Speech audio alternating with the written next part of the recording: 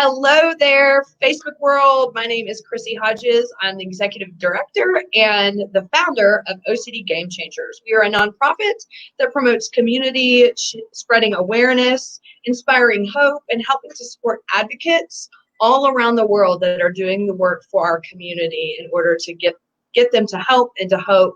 And really, we want to build on solving some of those crucial issues that the people in our community face. This series is called Monday Mavericks. Woo! So it's our second one. I'm so excited to have Natasha here. This is a series I've been wanting to do for a really long time, being able to give people who are just doing amazing, game-changing things in our community a platform to be heard, to be seen, and also for you to be able to use their content in an effort to start spreading awareness. To me, if one person is doing something, then two people jump on that and spread it. Look at how many people we can reach, and that is actually saving lives. So thank you for joining us. Hello, everyone. Thank you for being here.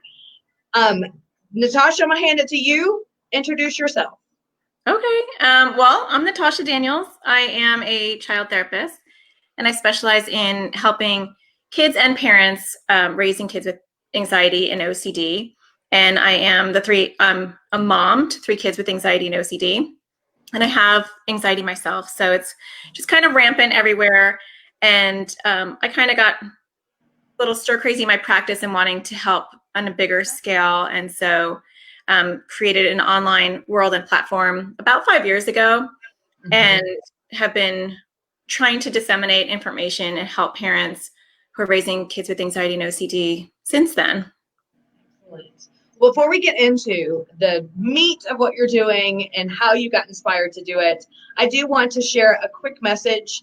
OCD Gamechangers wants to just make the statement that right now, while we are in a bit of turmoil in our country, we want to let you know that our organization, and myself as a person, I know Natasha as well, and so many of us stand in support and solidarity to the Black community.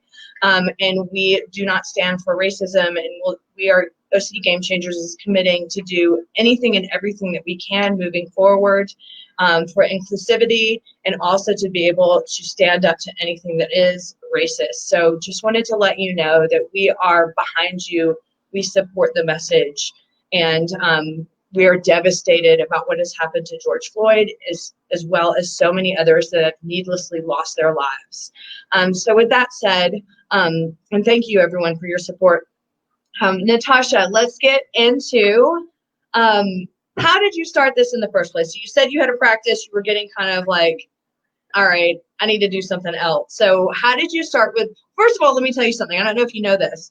I had heard your name, and I think I had referred people to you, and then I really didn't know who you were until shout out OC Deconstruct with Chris Bear. And I saw your video on there, and I was like, this woman is sharp.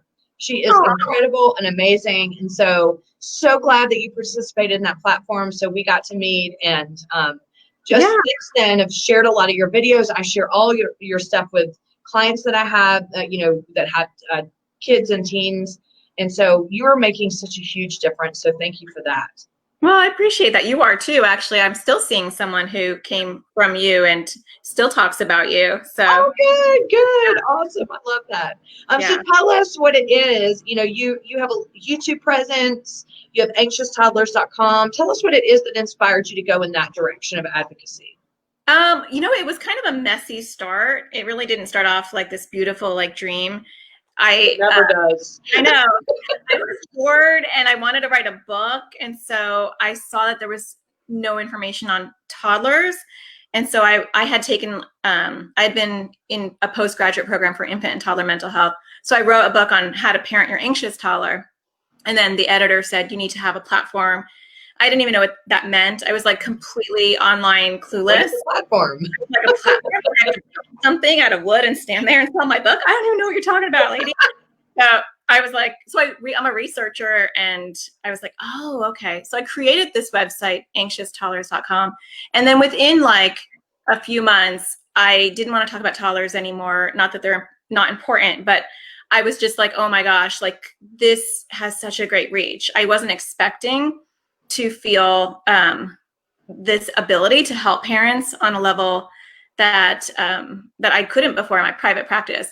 So I went and I started, I don't even know in what order, but it was the website and then a podcast, I think, and then I have no memory, and then a YouTube channel. And what has evolved raising my own kids with anxiety and OCD is, especially with OCD, I felt like kids were being misdiagnosed. Parents didn't know.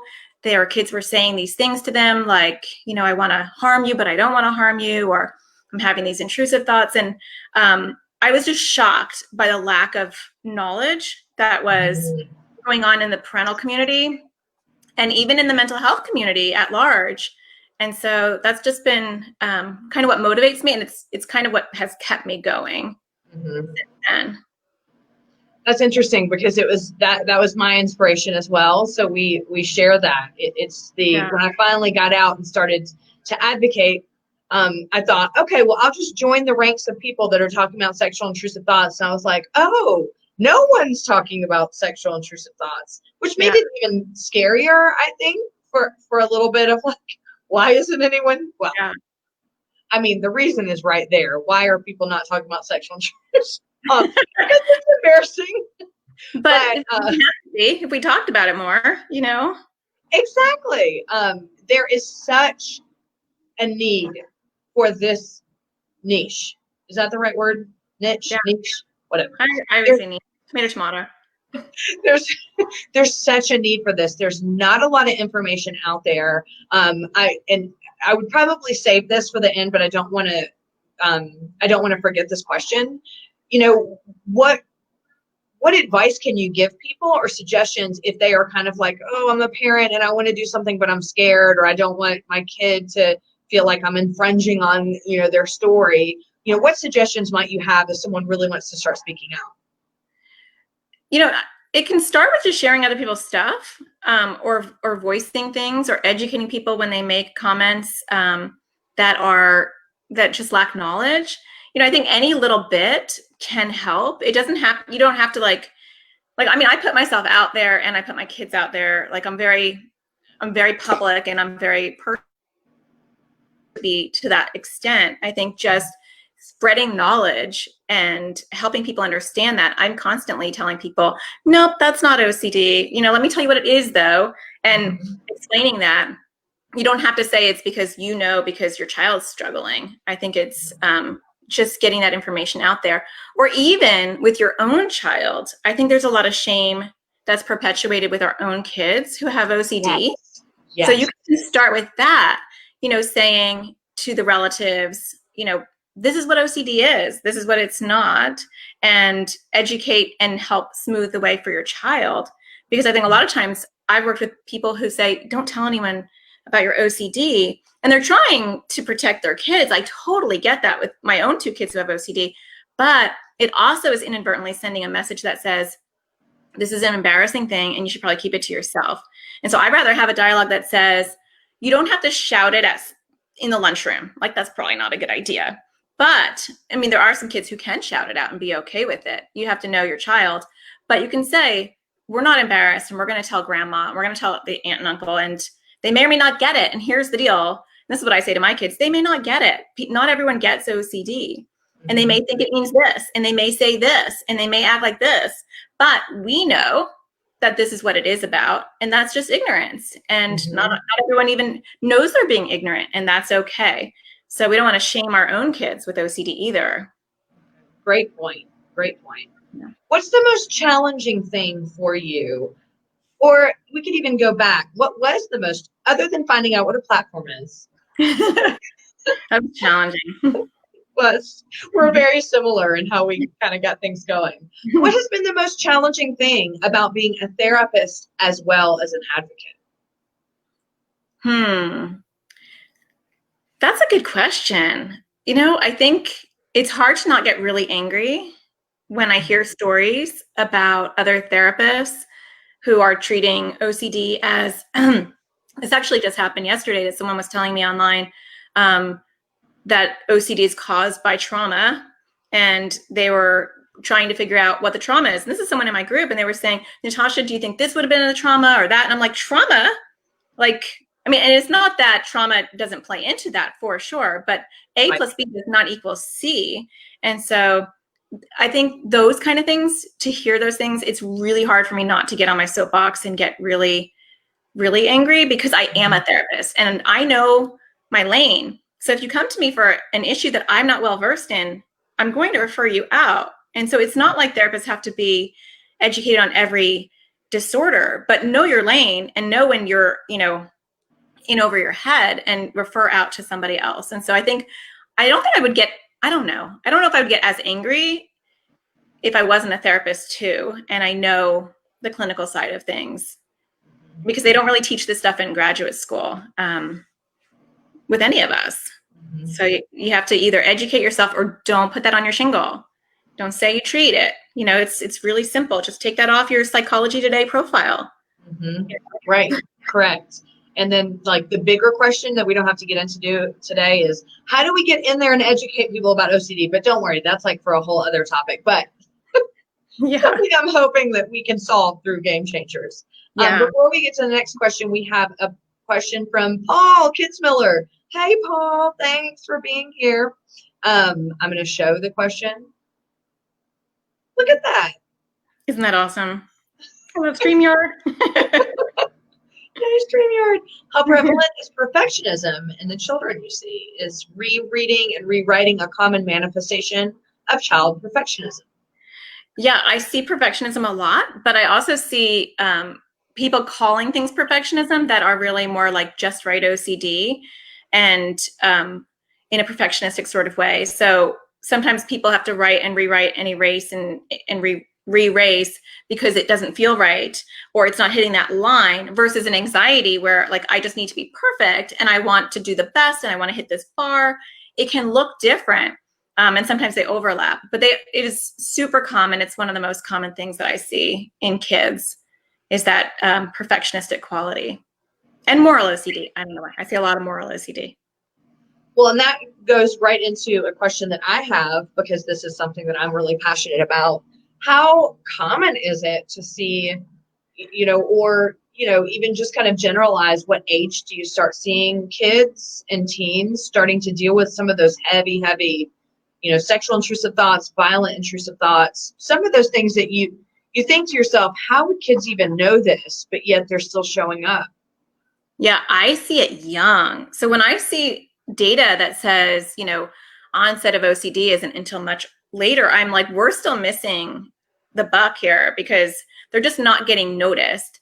They are coming into my practice because the parents are like freaked out. And, a lot of times they've heard a podcast or something and they go, oh my gosh, I thought my child was just perverted.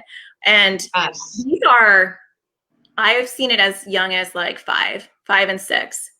And it starts off with, I'm looking at my mom's breasts, so like, it's just, or I touched the dog's private parts. I hear that one a lot, or I touched the cats, or like my baby sister, I touched her butt, or I touched my butt, so it starts off not graphic, but that's like your junior version of that kind of stuff. Or I thought I was going to like suffocate the cat, or I thought I was going to hit my baby sister or stab her. So I've seen harm OCD in super young kids. And a lot of times, this is the heartbreaking part.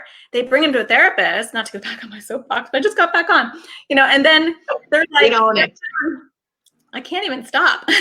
Like, they're on like antipsychotic medication, or they're hospitalized, like, because they don't know what these subtypes are. And so when the parent reads something online or my stuff and then goes back to the therapist and say, I don't think that this is, psychosis, or I don't think that he's homicidal or like disturbed, I think that he has OCD. They'll say, OCD? No, definitely not. He's not washing his hands. He's not organized, You're like, oh my gosh. Yeah. I have lots of questions. They're just like running through my brain, but, let's see, let me make sure I don't forget. I won't forget that one. So, let me go to this one. How do you normalize that for a 5, 6, 7, 8-year-old?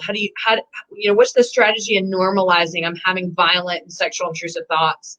I imagine they still feel shame even at that age, but but how can you say, oh, this is just a product of their brain, and have them really be able to conceptualize that?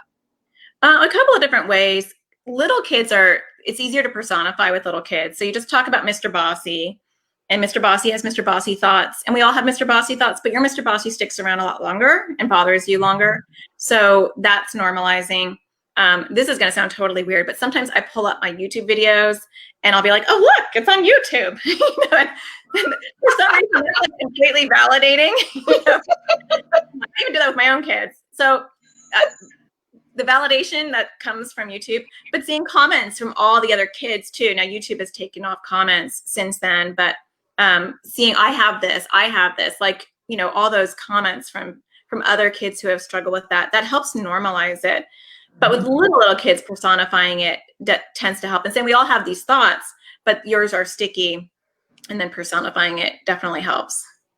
So my next question is, I'm not sure if you work with parents, but it sounds like they're very much tied into the scenario. I don't know how, I'm not a parent, but I can't imagine how hard it is for parents when they find out later in life their child suffered for years and years and years with OCD, with sexual violent intrusive thoughts or whatever, and kind of coping with that. Did I do something to cause this? What's the blame that I have in that? Do you see a reduction in that when kids are diagnosed and treated at a young age? I would think so. I mean, I don't know the research on it, but I would think so. I always work with the parents. So they're in there, they're part of it. I mean, unless I'm talking to a teenager who has sexually intrusive thoughts, and I meet with them alone, but the parents are always part of it because there is that guilt. And a lot of times parents get stuck on the why.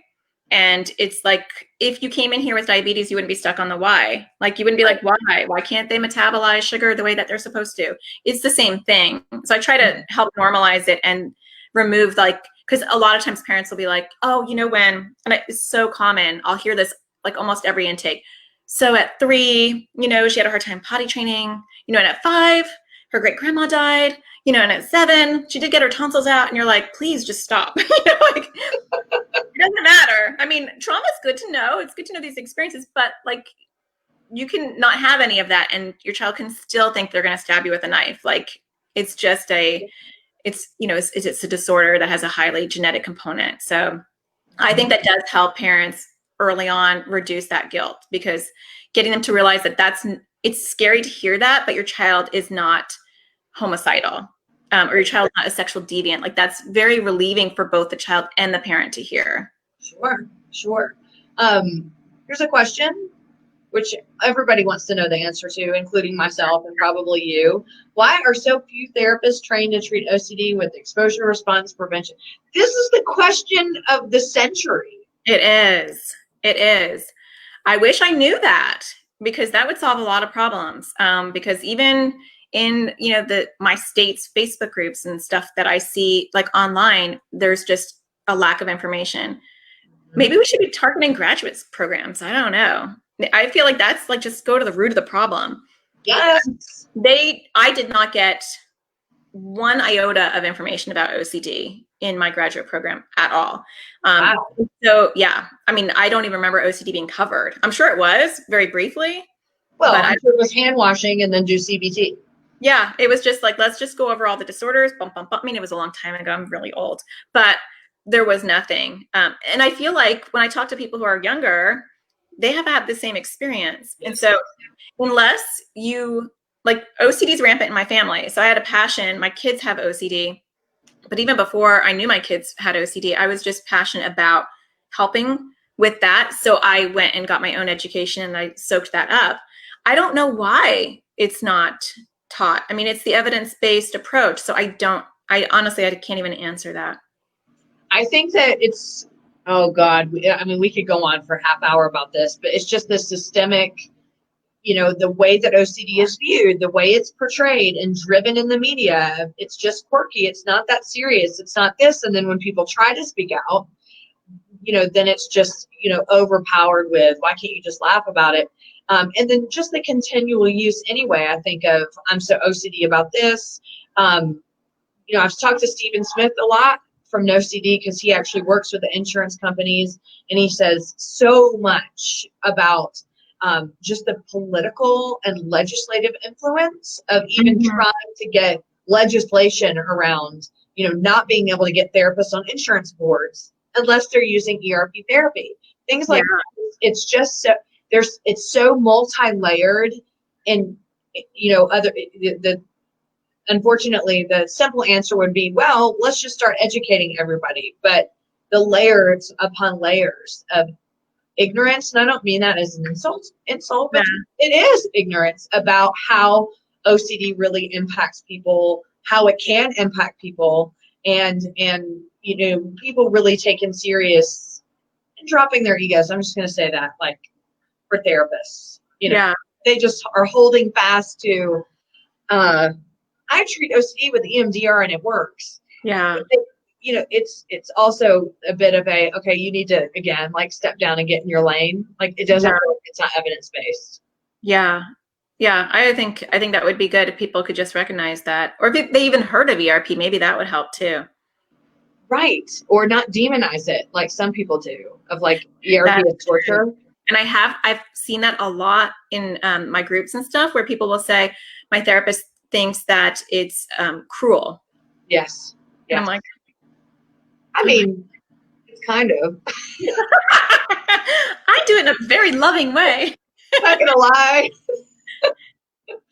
But when you have a therapist Phillipson was brutal, but he also, he made me feel safe with him. He made me feel like I could trust him and trust the process. And I think that that's why, our community does such a good job at getting information out about that. So we only have a few more minutes.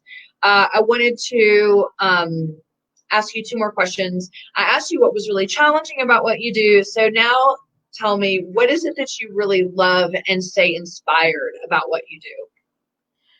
The best thing is when I hear people who will message me or they'll post and they'll say that they didn't know their child had, it's mainly moral OCD, because I really feel like that's the one that gets missed the most.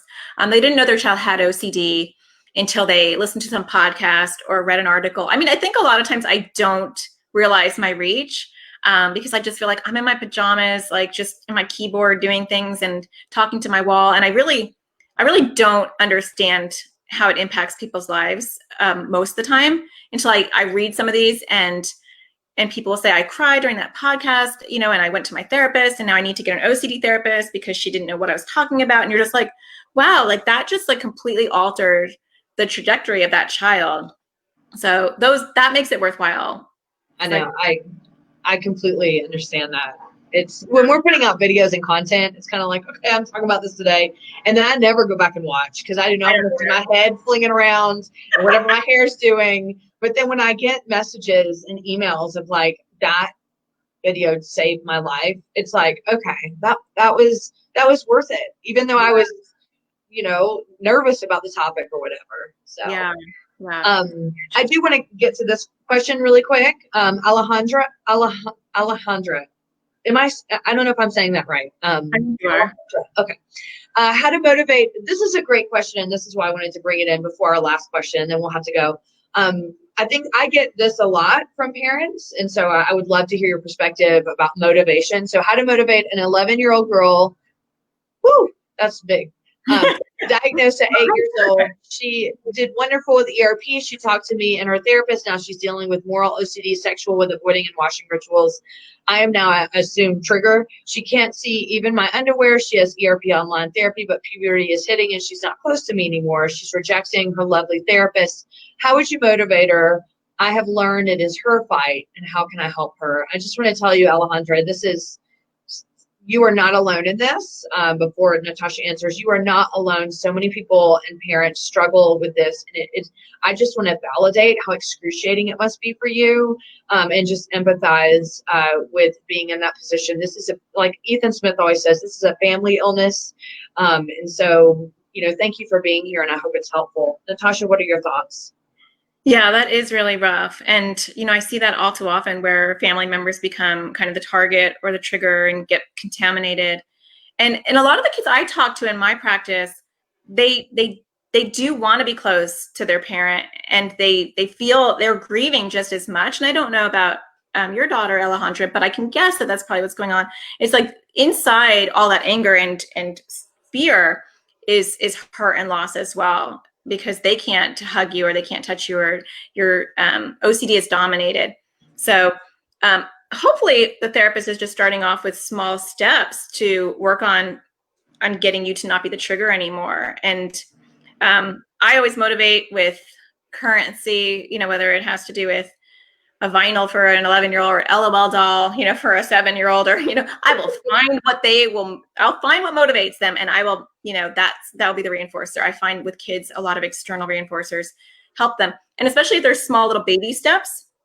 And so it's like, I can't do that. There's no way I can do that. Well, can you just do this one little thing? Okay, fine. I mean, that's what I do with my daughter, okay, fine, I'll do that. Okay, well, that was really good. Can you just do this one little thing? And if it doesn't look too big, kids will start to inchworm. So hopefully the therapist will work with her, and hopefully she won't fire the therapist, and she'll at least engage a little bit. Because I think when she starts to feel some progress through this, maybe she'll reduce that hostility. 11's a hard age, because once you hit the tweens, you got hormones in there. Hear me roar. Yeah. And so for more information, if you want to hear more about her videos, Alejandra, and anyone who's watching, it's anxioustoddlers.com, correct? Yep. Okay, I'm going to create a banner. I'm going to create a banner while I ask the last question before we wrap up. Where do you hope that not only your advocacy, but the OCD community at large will be in 5 years? I know that's a tough one. Well, I mean, I think for starters, it would be nice to not hear as many of these stories of people being misdiagnosed or treated with non-evidence-based approaches. I think it would be nice in a perfect world if OCD was understood more and therapists understood. And even if they didn't fully understand how to treat it, they understood that they didn't know enough to treat it. And so early detection is key. And I'm going right to the source. So I'm just educating parents. I'm just, I don't know. I mean, it'd be good to educate therapists, but if we can just get parents in general to know what these, and that's why I talk about themes and subtypes, because if they can know what these subtypes are, yes, they're going to spot it. And that is critical for parents to understand that it's not just about germs. I see my child touching both sides. Okay, I understand what that is. I'm going to get them OCD help. I see my child's confessing. Okay, I know what that is. I'm going to get my child help. So that's my goal. That's what I hope to see in 5 years. I'm on board with talking about the themes. And I know that, there's a lot of talk about, it doesn't matter, OCD is OCD, but you know what? It's way more nuanced than that. It is. Right. When I'm worrying about vomiting, it's vastly different than if I'm worried I'm a pedophile. And it's important emotionally, and it's important almost cognitively to understand that and to be able to validate people's experience with both. Yeah. So I'm on board 100%. So thank you. And with that said, thank you everybody so much for being here. Any final words for us, Natasha? Thanks for doing what you do. I really appreciate it. I mean, you're just like this silver light of information and support. And just getting to work with someone who's worked with you personally, I've realized like how deep of your support that you give people. So you're doing amazing work. Thank you. Thank you. Well, it's easy when I get to collaborate with people like you and so many people in the OCD Game Changers community. Thank you, everybody, for showing up. Thank you for your support. If you want to support OCD Game Changers, feel free to go to our Patreon page at OCD Game Changers, or you can go to OCDGameChangers.com and donate to our nonprofit. We're going to have lots of new fun stuff coming up since our world has come to a halt and we can't really travel. We're going to start doing things on the ground just from the safety of our homes. So we will see you on Friday with Jessica Serber, and she is on Instagram as @AMindIsYourMuscle. And I'm super excited to talk with her. I am hoping that we can talk more about therapy and the mental health system when it comes to Blacks and racism. I know it's a fireside chat for COVID, but I think right now in our country, we really need to start bringing some awareness about anti-racism and about the mental health community, how it's serving the Black folks within it. So really excited about that. And then I will, that's it. And thank you, Natasha, again. And thank you, everybody. And we will see you on Friday. Bye. Bye.